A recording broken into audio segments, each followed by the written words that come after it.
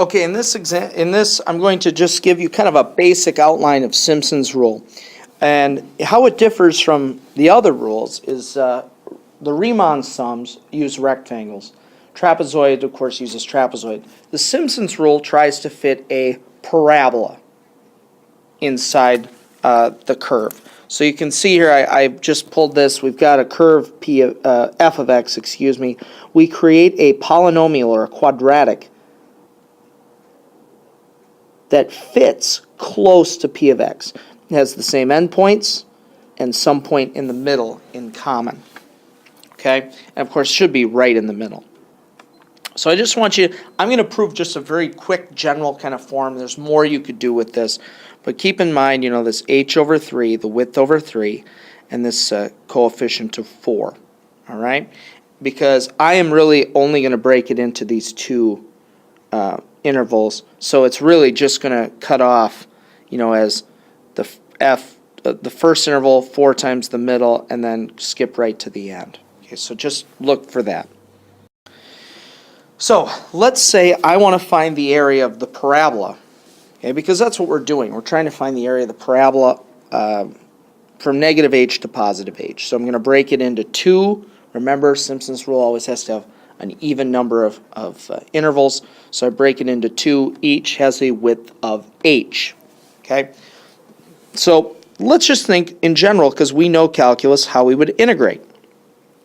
Well, the antiderivative here would be a over 3 x cubed plus b over 2 x squared plus cx, and we're going to evaluate at h and negative h.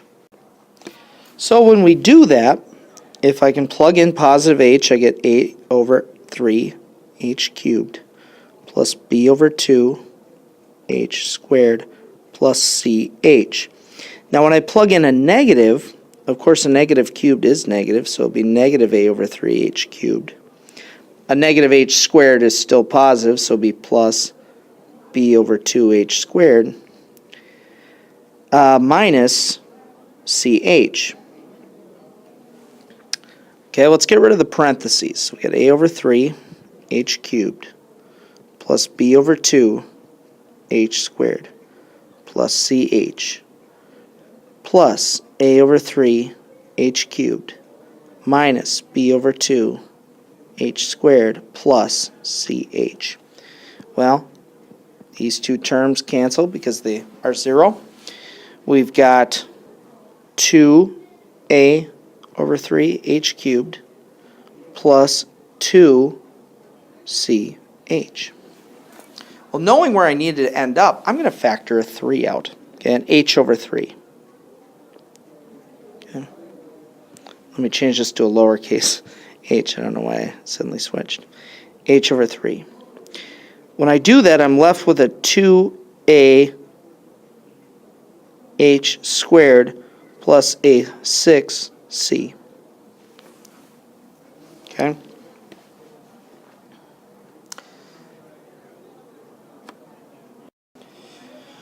Now the whole point of Simpson's rule is that we don't need to know the formula. All we need to know are some points on the graph. So let's say we just knew points.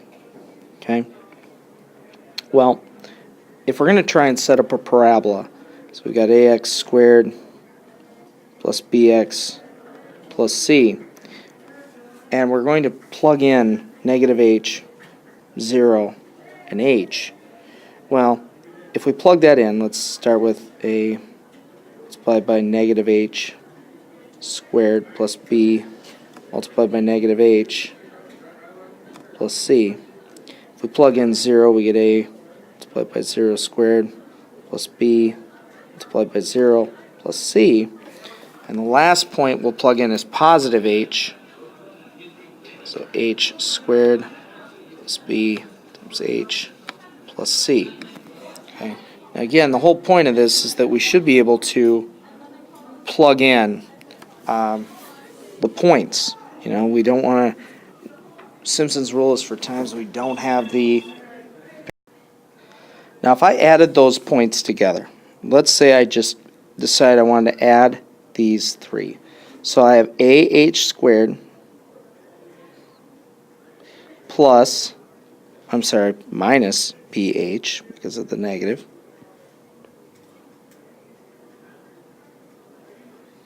plus C. Now, of course, you notice that this is just C,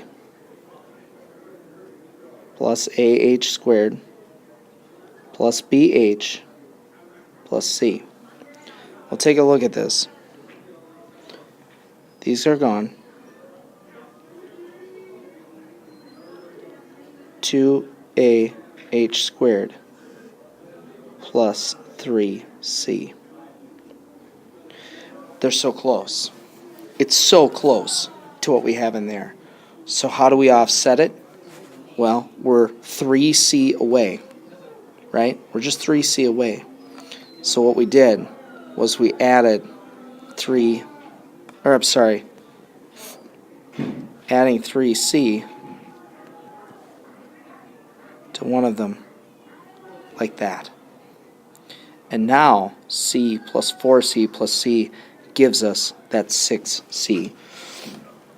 So what it was, the proof of this really is saying, how do you find the area under a parabola? And then we say, okay, well, we have 3 points on a parabola. How can we modify that to the calculus definition of area under the curve?